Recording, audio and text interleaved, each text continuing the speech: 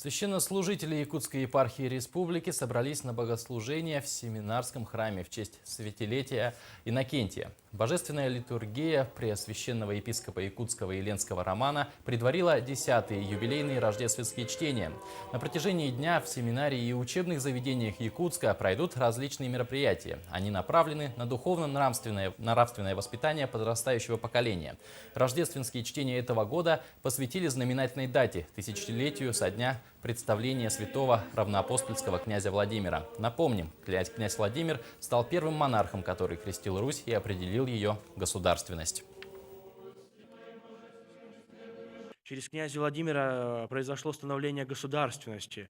Очень многое произошло после того, как Русь крестилась. Это и образование, и культура, и язык.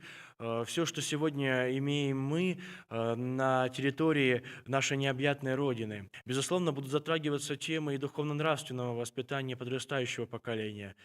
Те современные вызовы общества, о которых сегодня мы слышим и видим с экранов телевизора, мы тоже будем обсуждать. Мы будем слышать разные мнения, будем приходить к общему знаменателю.